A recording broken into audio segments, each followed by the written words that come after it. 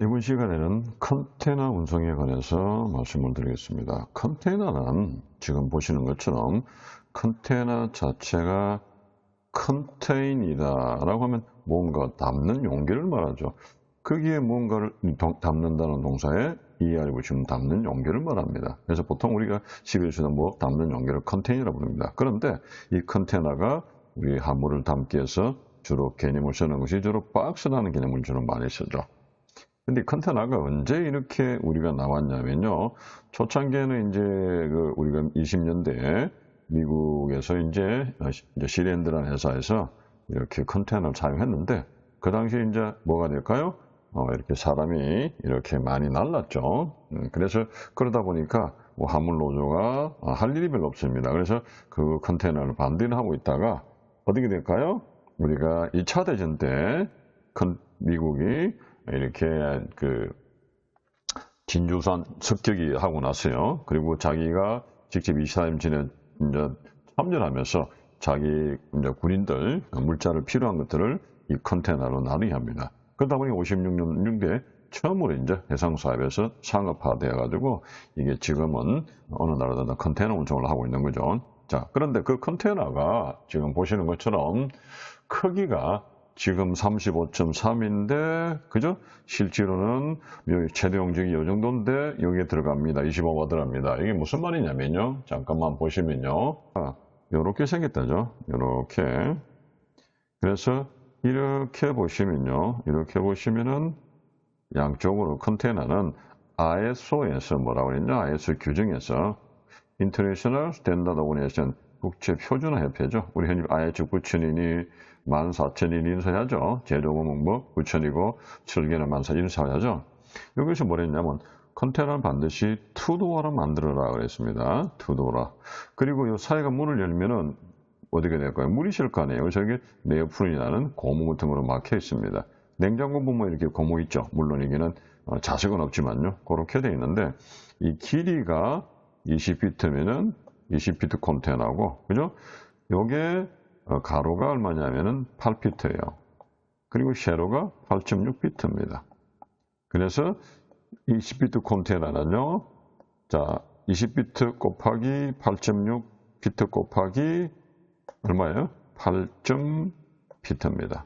요게 이제 요거를 전부 다 이렇게 만들었을 경우에 이게 얼마예요? 총重量이 아까 보신 것처럼 33 이렇게 나오죠. 최대 용적이. 이게 뭐예요? 물을 가득 넣었을 때 이야기잖아요. 그죠? 그런데 실제로는 물을 가득 넣는 게 아니고 박스를 이렇게 담잖아요. 박스를. 잘 보실래요? 박스를 담아놨어요. 박스를 이런 크기를. 다음 어떤 문제 생깁니까? 요만큼의 공간이 뜨죠. 그죠? 요만큼의 공간이 뜨겠죠. 이런 공간들을 실제로 빼고 나면은 이거 실제로 물을 담으면 이래야 되는데 실제로 얼마 된다? 20피트가 25 내지 26 CBM 정도밖에 안 들어간다는 거죠. 이게 어떤 의미를 말할까요? 우리 회사가 이렇게 물품이 낱개 박스가 30cm, 40, 50cm 가로 세로 높이가 그러면 30, 40, 50이잖아요. 4, 50, 6,000이죠. 지난번에 하셨죠, 이거? 6,000cm입니다. 삼성입니다. 이게 그러면 몇 박스 들어갈까요? 오션가니까 우리가 초보 입장에서 뭐라냐? 이 크기가 20피트가 약 한 6m고, 뭐 2m 얼마고, 뭐 2m 40이고, 뭐 한 2m 80되고, 이래가지고 곱해보니까 33 CBM이다. 라고 나온다. 계산합시다. 그러면 그걸 계산해서 요걸 가지고 33에 6,000을 나누니까 몇 박스 나가요? 예를 들어서 100박스가 들어갔다 칩시다. 예를 들어서. 그러면 우리는 바이어가 한 컨테이너 당신네 제품 한 컨테이너 얼마 들어가요? 물으니까 예 100박스입니다라고 아주 자신 있게 말했죠. 근데 100박스 들어가요? 안 들어가잖아요. 요 박스가 요 코너가 요만큼밖에 없잖아요. 그럼 안 들어가잖아요. 요 죽은 공간이죠. 여기도 요만큼 코너가 한 박스 안 들어가잖아요. 죽은 공간이에요.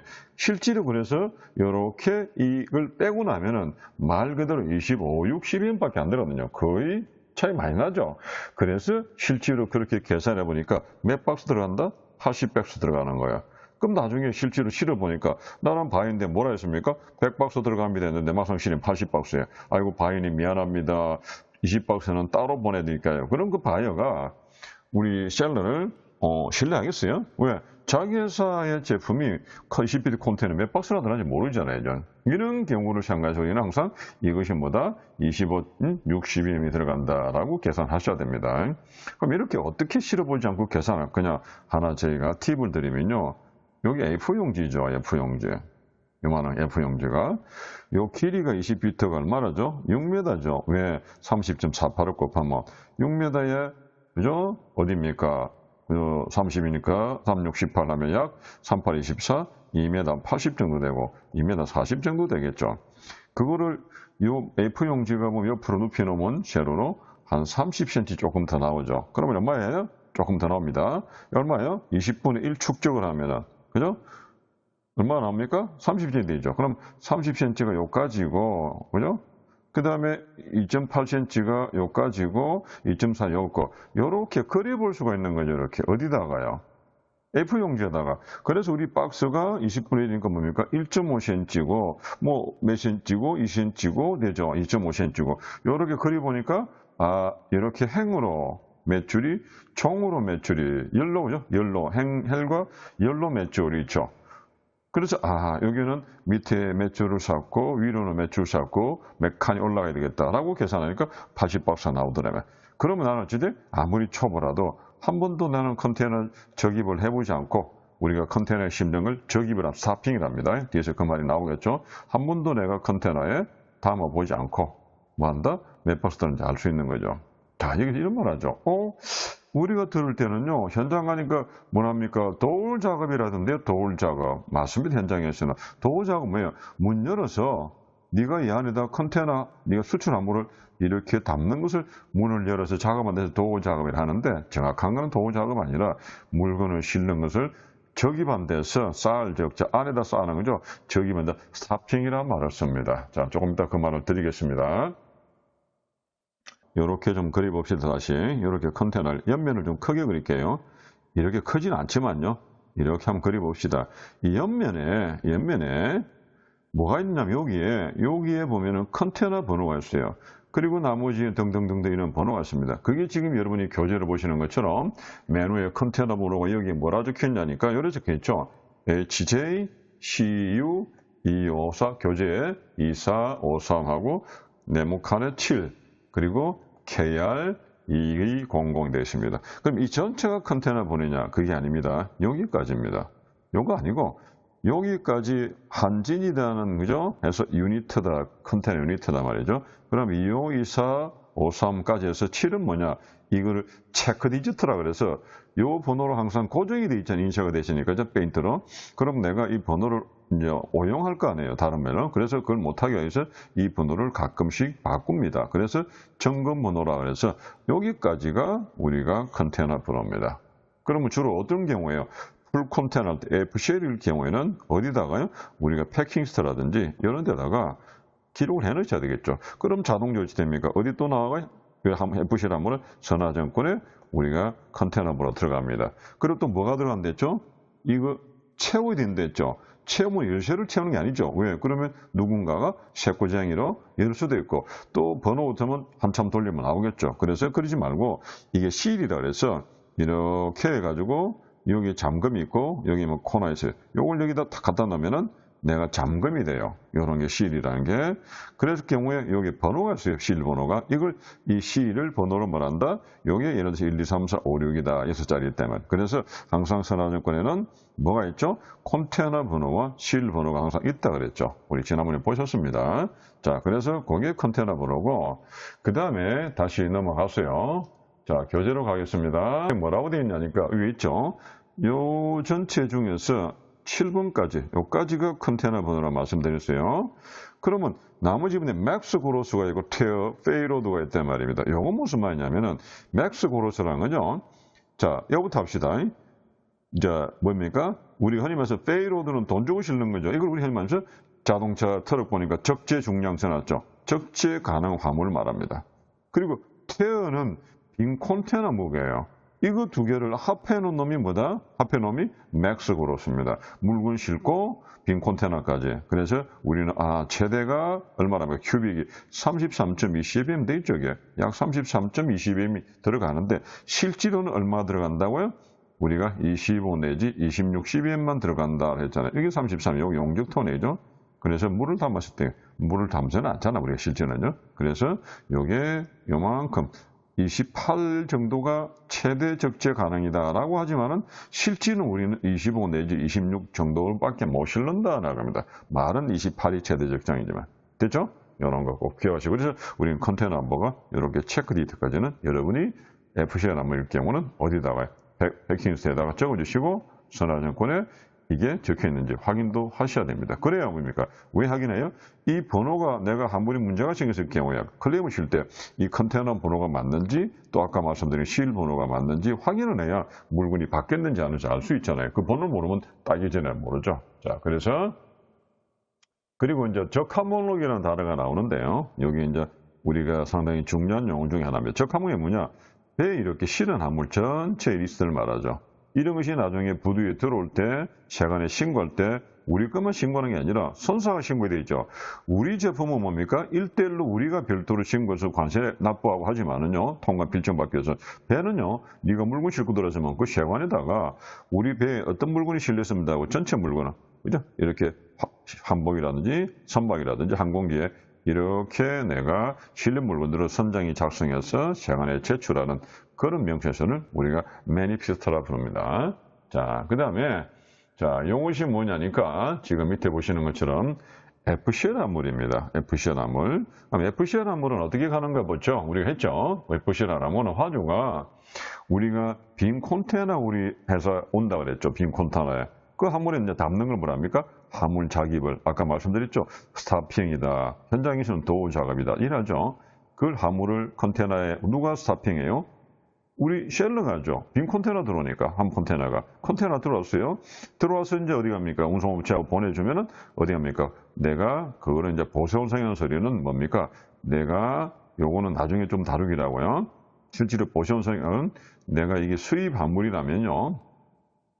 어떻게 돼? 이제 수출 화물도 마찬가지인데 중보시한대죠.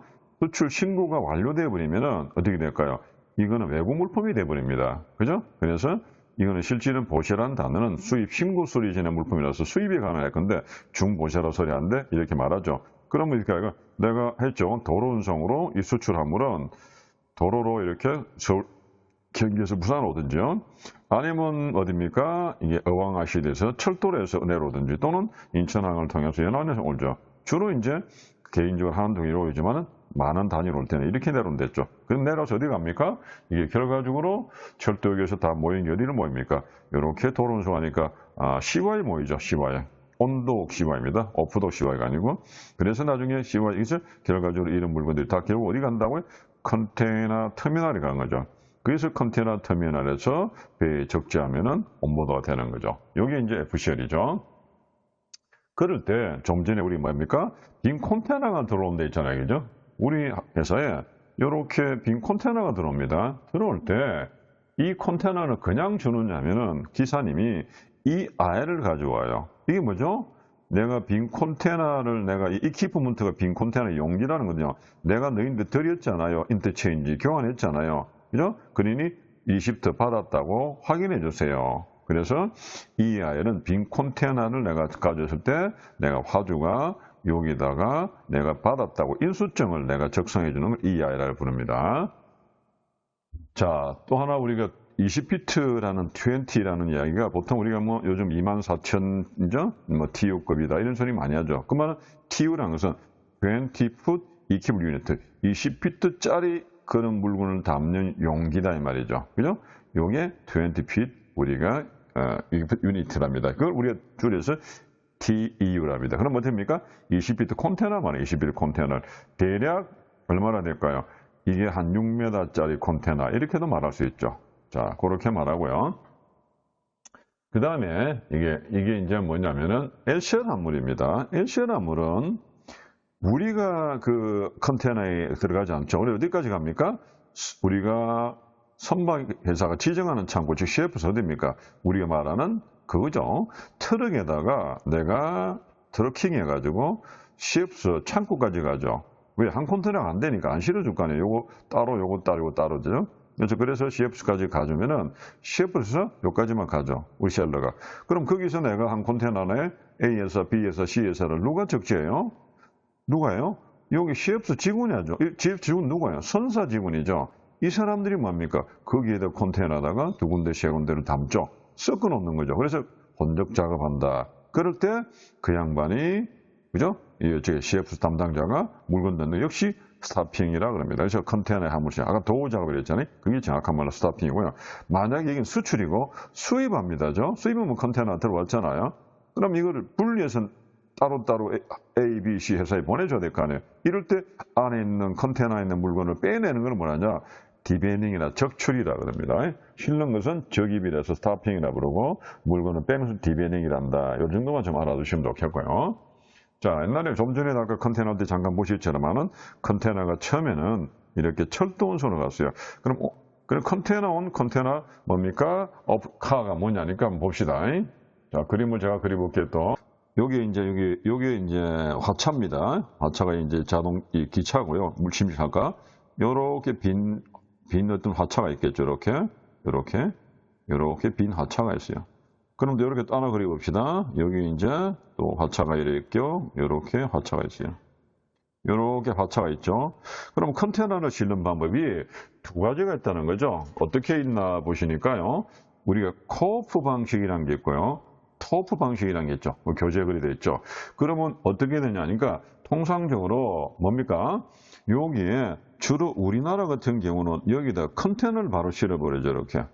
컨테이너 온 플래카죠. 플래카가 뭐예요? 납다간요 화차. 요걸 말합니다. 이제 컨테이너를 이렇게 실는 거죠. 이게 우리나라 스타일입니다. 근데 유럽에는 어찌 될까요? 이 우리나라는 여기서 서울 경기에서 봐서 부산까지 직행 바로 이제 중간 내리는 게 없잖아요. 근데 유럽에는 어찌입니까?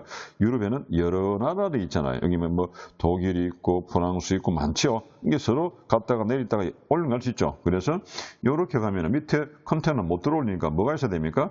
요렇게 트레일러가 있어야 되죠. 트레일러가. 여기 흔히만 샷이라죠. 흔들리지 않게 이렇게 홈입파서 묶어놓고 고정시킵니다. 요 안에 뭘 올려놨어요? 컨테이너 올려놓은 거예요. 요거에 따르셨나요? 요거 뭐죠? 트레일러 온 플래카죠. 어디? 요 화차 위에 트레일러까지 실어서 컨테이너 실는 거. 이건 주로 유럽 방식입니다. 그리고 요거는 우리가 코프 방식이다, 토프 방식이다 이런 말을 합니다. 요렇게 실는 것은 뭐란다? 이걸 피기백 방식이다, 피기백이다 이렇게 말하죠. 뭐 말 그대로 피기백은 컨테이너를 철도에 운송하는 방식인데 조금 우리 우스갯소리 하면 피기가 뭐죠? 돼지잖아요. 아, 돼지는 육지에 살구나. 이렇게 생각하시면 되겠죠. 피기백 방식이다. 그렇게 기억하시도 지로 이렇게 컨테이너 운송하는 걸 철도로 운송하는 피기백이고요. 배로 싣고 가는 건 피시백이라죠. 물고기 어디 살아요? 바다에 살죠. 컨테이너로 배로 가는 거. 버디백. 새는 어디 삽니까? 하늘에 살죠. 아, 항공기에 컨테이너 치고네. 컨테이너가 이때 있죠. 항공기도. 다만 해상 운송이 하는 컨테이너처럼 그런 철골이 아니라 우리 알루미늄 특수화금이랬습니다. 컨테이너가 있습니다. 그런 것도 항공기 실는 버디백 방식이고, 그 다음에 배에 싣고 가시는 피시백이고, 요거를 철도에 싣고 가는 것은 우리 피기백 방식이다. 이런 이야기를 합니다. 자, 그러면 컨테이너 종류가 어떤 게 있느냐 한번 볼게요. 가장 일반적인 컨테이너가 드라이 컨테이너라 부릅니다. 말을 건자죠. 그 말은 이런 컨테이너가 생겼다죠. 이런 컨테이너 안에 주로 뭐래? 공산품을 넣는다는 거죠. 그러면 여기서 채소도 야채도 넣을 수 있잖아요. 그러면 채소, 야채 이렇게 들어가면 어찌니까 안에서 다 썩어버리든 말라 비틀어져 버립니다. 그런 건 주로 어떻게 넣을까요? 조금 더 말씀드릴게요. 요거죠. 이런 냉동 컨테이너에 들어갑니다. 그런 것들은. 그래서 우리가 일반적으로 드라이 컨테이너는 뭐냐? 일반 공산품들, 자파라 했다죠. 이런 것들을 주로 많이 수송해요. 그래서 항상 문은 어찌 됩니까? 한쪽만 열립니다. 요거만. 이쪽 열었죠. 이게 이제 열을 여는데 여기 투도어 방식이죠. 그죠? 투도어 방식. 그리고 여기에 실을 채운댔죠. 여기를 잠깐만 주름이 좀 져 있죠. 이게 뭐예요? 만약에 컨테이너를 만약에 이렇게 그려봅시다. 조금만 다시 한번 가볼게요. 자, 그래서 제가 이렇게 말씀드렸잖아요. 이렇게 있는데, 이렇게 있습니다. 이렇게 있는데, 이렇게 몇 단 가지면 최대만 16단 이래 적절하거든요. 그럼 맨 밑에 놓으면 빡죽이 되겠죠. 눌려가지고. 왜? 근 한 25, 60이면 톤당 한 20톤 가량 같거든요. 그러면 터져버리잖아요. 그래서 컨테이너를 이렇게 표면을 만드는 게 아니라 이 놈이 조금 하중을 받을 수 있는, 그죠? 그렇게 해서 이렇게 되어 있죠. 컨테너가. 보셨나요? 이렇게 뚝뚝 되어 있습니다. 이렇게 함으로써 내가 위에서 눌리는 하중을 견뎌낼 수 있도록 이렇게 보완이 되어 있습니다. 그리고 또 뭐라 했죠? 이 자체가 컨테너가 튼튼한 세다 보니까 아무리 우리가 안에 박스에다 넣고 뭡니까 아웃박스, 인박스, 중간에 낱개박스라고 하더라도 이게 또 박스가 쌓이면 어찌 돼요? 밑에 놈이 또 힘이 들어지죠. 그래서 우리가 만다 맨 바닥 밑에는 이렇게 베니아판으로 이렇게 한 5T 정도 두께로 이렇게 깔아놨습니다. 이럴 때 여러분이 이제 이런 걸 보십니다. 내가 FCR 한물일 경우에 컨테너 청소비를 달래요. 물 청소하는데 무슨 청소하냐? 그게 아니고 나무가 들어갔잖아요. 나무에 보세요. 벌레, 좀이 썰죠. 이게 이런 벌레가 한국에 있는 벌레가 외국으로 가버리면 천적이 없잖아요. 그래서 여기에 대해서 깨끗하게 물 청소가 아니라 방정을 한 건지 안에 음식 쓰레기 남는지, 그죠? 그 다음에 뭡니까? 흙은 없는지, 그리고 이 나무는 방력이 되는지, 이런 것들이 우리가 뭡니까? 클리닝 청소비다라고 생각하시면 됩니다. 자, 그럴 때, 요렇게 주로 공산품을 싣고 다니는 것을 뭐라 그랬죠? 우리가 지금 보시는 것처럼, 그게 이제 드라이. 일반적으로 우리가 잠깐 보세요. 이렇게 생겼고, 요게 이 트레일러가 있죠? 샤시가. 여기가 이제 트랙터라고 그랬습니다. 이렇게 아저씨가 앉아 계시고. 그럼 여기 얼마나 있죠? 높이가? 길이는 22점, 높이가 얼마요? 아까 8.6피트죠. 그죠? 8.6피트. 이게 일반적인데, 그런데 우리가 일반 드라이 컨테너인데, 요거보다 우리가 말하면 점보 컨테너다. 그죠? 점보 컨테너다. 또는 우리가 말하는 하이죠? 근데 배고 컨테너다. 하이 큐브다 소리 하는 게 뭐냐면은, 요거보다 얼마냐니까 1피트가 더 높은 거예요. 1피트가. 그러면 여기 총 얼마예요? 여기 9.6피트입니다. 요걸 조금 더 높대서 전분이 또는 하이 큐브니에서 배고 조금 높다라는 이야기 하는 거죠. 이런 건 국내에 많이 운송을 못 하죠. 그럼 왜 그러냐 한번 상상해 봅시다. 자, 요 높이가 얼마예요? 38, 24, 약 한 2m 8 정도 되죠. 그죠? 요 높이가 보기는 이래도 제복 사람 허리등 가면은 거의 한 1m 50 정도 되면 얼마입니까? 4m 3이죠. 여기 30자면 4m 6이 됩니다. 죠? 크죠? 그래서 여러분이 보시니까 아직도 일부가 남아있잖아요. 후진감 더 많은 거. 요렇게 생긴 게 하나 있습니다. 이게 뭘 제가 그리는 것 같습니까? 이거 육교입니다. 육교. 그죠? 우리가 도로 육교 많이 보이죠? 거기에 통과를 해야 되잖아요. 높은 배가. 그럼 여기 뭐라 써놓을까요? 여기다가 제한 높이 보셨나요? 제한 높이 4.8m 또는 4.5m 이런 거 있죠. 4.8이면 통과되겠죠. 4.5면 힘듭니다. 그런데 이게 옛날 오래된 거죠. 저기 시골에 많이 가면은 굉장히 우리가 이렇게 꿀다리 지나서 기차 가는 길에는 이거 못 다니죠. 그래서 국내에서는 이제 전부 컨테이너가 많이 움직이지는 편은 아닙니다. 어쨌든 이런 게 전부 보내고 일반적으로는 8.6m다라고 말씀드리는 거예요. 자, 그 다음에 다시 말씀드린 것처럼 바로 길이가 20이냐, 그 다음에 가로가 8, 세로가 8.6. 그리고 문은 한 짝밖에 없어. 한쪽은 알립니다. 요 문을 열어서 투도어를 열어서 안에다가 적재하는 거겠죠. 하고 이리 적재를 하고 그 다음 뭡니까? 문을 닫고 우리 실을 채우고 이 컨테이너 문을 우리가 기재하는 거죠. 자, 그런데 좀 전에 말씀드린 것처럼 이렇게 하이 큐브 또는 점보 컨테이너는 뭐보다? 요거보다 1피트 정도 높은 9.6이다. 9.6. 요걸 점보 컨테이너입니다. 요럴 때 주로 이제 많이 쓰는 것 중에 하나가 중고 자동차를 타고 이제 태울 때 약간 요 자체 일반 드라이 컨테이너가 조금 차이가 나요. 그래서 요럴 때 반쯤 이렇게 밑에 받침대를 놔서 차를 이렇게 2대를 싣고 갈 수 있는 정도가 됩니다. 전복 컨테이너. 그럴 때 주로 중고차 수출할 때도 많이 사용하죠. 자동차를 이 안에 싣고 옵니까? 왜 중고 볼 때 한두 대가 아니니까 뭐랄까요? 일반적으로 중고 자동차, 신차량차는요, 이렇게 자동차만 싣고 다니는 카 캐리어가 있습니다. 자, 그러면요, 카 캐리어하고 우리가 말하는, 자, 요렇게 좀 다르죠? 자, 요렇게 여기서 앉혀지니까, 우리가 카페리를 하죠, 카페리. 카페리하고 카캐리는 엄연히 다릅니다. 카캐리는 자동차 운반 전용선이에요. 그럼 자동차만 이 안에 가득 실죠. 부두에서 이렇게, 여기 부두에 쫙 자동차 막 수출하고 있죠.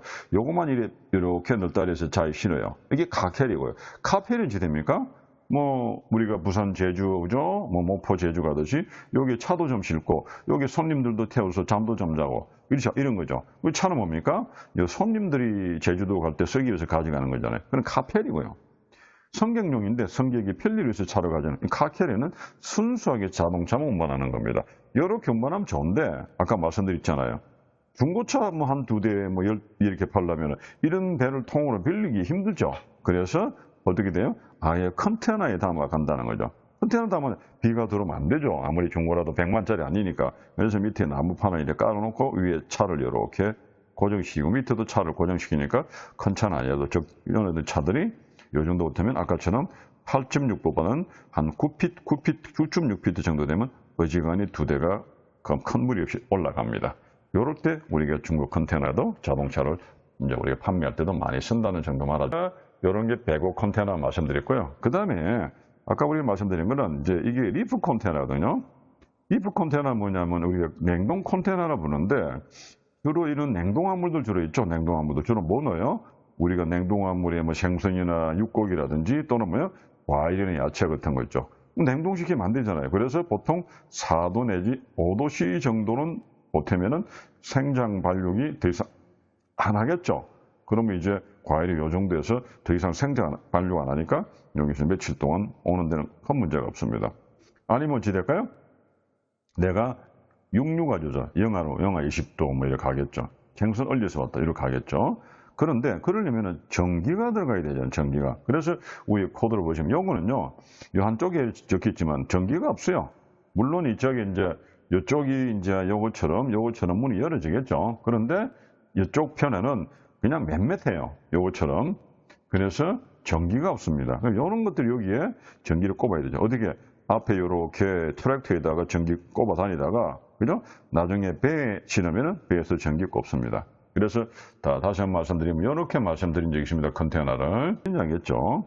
컨테이너가 만약에 배면은 이렇게 세대가 3단 적재했다는 칩시다. 이렇게. 자꾸 이렇게 중간에 두 줄을 꽂습니까? 요게 주로 뭐죠? 말씀 한번 드렸죠. 주로 뭡니까? 냉동 컨테이너. 바닥에 전기 코드가 있잖아요. 하늘이 있지 않죠? 하늘을 꼽으면 되겠지만 넘어가면 어찌됩니까? 나중에 배가 그죠? 파도가 치고 뭐 태풍이 불면 잘못하면 선이 끊어지고 또 했을 때 이 안에 냉동이 해병이 되버리면 안에 화물 다 못 쓰게 되죠. 그래서 배 바닥에 그 소켓트가 있겠죠. 그래서 이렇게 하고 이게 뭐랬죠? 지난번에 통로죠. 사람이 지나갈 만한 통로. 그래서 여기에 컨테이너들이 밑에 냉동 컨테이너 있다면은 잘 이렇게 전기가 이렇게 잘 소통이 되는지 꼽혀 있는지 확인한다 그랬습니다. 자, 그래서 이렇게 전기 코드가 있는 거, 이런 거다죠. 이런 것들은 아무래도 옆에면은 똑같이 이렇게 울퉁불퉁 하지만 안에는 어찌 될까요? 울퉁불퉁 안 합니다. 그러면 어찌 되냐? 이것도 보세요. 안에도 울퉁불퉁 좀 하죠. 잠깐 보시면 안에 울퉁불퉁하게 돼 있죠. 마찬가지로 이것도 밖은 아니라 안에도 울퉁불퉁합니다. 자, 그런데 요 놈은 안에는 좀 맨맨하겠죠. 그죠? 맨맨하게. 뭐처럼 여러분들 시장통에 가시면 뭐가 있습니까? 우리 냉동 탑차 해가지고 뭐 이렇게 육고기들 이렇게 많이 가져오죠. 뭐 생선이라든지 아니면 주로 이제 돼지고기, 소고기 많이 가져오죠. 안에 전기선이 들어가야 되니까요. 여기만 들어가면 그 전기선이 이렇게 들어가야 되잖아요. 그래서 안에 좀 맨맨하게 잘 깨끗하게 되어 있겠죠. 자, 이런 것들은 아무래도 전기 코드도 써야 되지만은 이런 그 시설을 하기 때문에 아무래도 일반 드라이 컨테이너보다는 아무래도 컨테이너 사용료가 비싸겠죠. 그래서 주로 냉동화물이라든지 과일이라든지 이런 걸 많이 쓴다 그랬습니다. 그 다음에 오픈탑 컨테이너라는 게 뭐냐면요. 요것처럼요. 이 지붕들은 전부 쇠로 되어 있거든요. 요 지붕도 보시면은 전부 쇠로 되어 있습니다. 쇠로 되어 있는데 항상 닫혀 있어요. 그럼 뭐만 열어요? 앞에 문만 열죠. 요것처럼 요 문만 여는 거예요. 요 문만 다 잡혀 있는데 그런데 이 놈은 어찌 돼? 이 문을 여는데 여기가 열린 거예요. 열렸죠. 밑에 좀 누른 거 보이세요? 혹시나 뭔가 좀 뭐죠? 이게 뭡니까? 밑에가 이게 베니 합판이에요. 요거는 쇳덩어리가 아니고 요게 뭐랄까요? 주로 뭡니까? 캔버스 덮개라 해서 왜 천막 같은 것처럼 이런 천 있죠? 비닐천 두꺼운 거. 그걸 덮어놨어요. 그리고 필요할 때는 열어요. 필요 없을 때는 닫아놔요. 왜? 물 들어가면 안 되잖아요. 안에 녹슬려고 하잖아요. 그래서 닫아놨다 필요할 때는 뭡니까? 여기 사이에 이렇게 긴 화물들 있죠. 이런 걸 좀 넣는 거죠. 그래서 천장을 개박할 수 있도록, 그죠? 주로 이제 덮개로 덮었다 놨다는데 주로 기계류나 철강류나 이런 것들을 이 안에 하다 보니까 천장을 넘어올 수도 있겠죠. 약간씩, 그죠? 그런 화물들을 이렇게 좀 많이 넣어놓는 그런 부분들이라 보시면 됩니다. 그런데 이런 것들은 어찌 될까요? 아무래도 지난번에 말씀드린 것처럼 컨테이너에 있다면 밑에 안 들어가죠? 왜? 밑에 들어오면 요 문제가 생기잖아요. 위로 올려야 되겠죠? 그죠? 그래서 그런 것도 있다는 거. 그 다음에 보시니까 이런 게 있습니다. 블랙락 컨테이너가 있죠. 밑에가 납작하죠. 그럼 여기는 뭡니까? 지붕도 없고 옆짝도 없잖아요. 그죠? 옆에도 없고 아무것도 없죠. 이런 것들을 우리가 밑에만 납작하기 때문에 블랙락 컨테이너라 부릅니다. 그죠? 이런 것들은 주로 뭡니까? 이쪽도 뗐다 붙였다 하는 것도 우리가 또 우리가 이런 것도 있습니다. 뗐다 붙였다 하는 것도 그렇게 뗐다 붙였다 할 수도 있고요. 요것처럼 그냥 이렇게만 쓸 수 있는데 이건 장처 가물이죠. 요 사이에 지금 기계류, 강제, 목재 같은 요 사이에 끼워 넣을 수 있죠. 움직이지 않게. 그 대신에 여기 왜 필요합니까? 요거는 컨테이너 들어올리기에 편하잖아요. 그래서 사람 봅니다. 그래서 이렇게 장처 가물들 수송할 때도 많이 하고요. 지게차로 이렇게 많이 들었다 내렸다 할 수 있겠죠. 사람이 들기 힘드니까요. 그럴 때 많이 씁니다.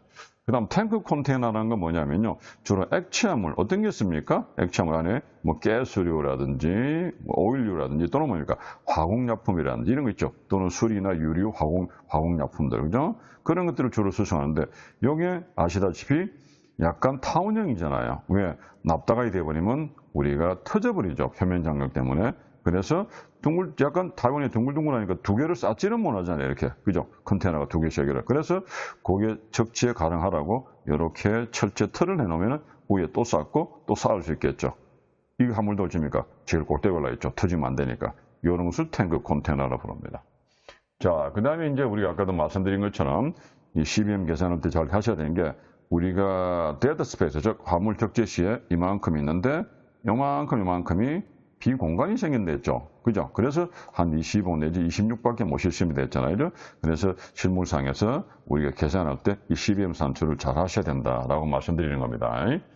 자, 마지막으로 ICD라는 건 앞에도 한번 우리 인코텀제 말씀드렸지만 컨테이너 대포나 CY나 똑같은 말이죠. CY는 컨테이너 야드 또는 뭡니까? 컨테이너 뭡니까? 그라운드. 그만 됩니다. 그 다음 컨테이너 필드. 컨테이너 쌓아놓은 야적장이죠.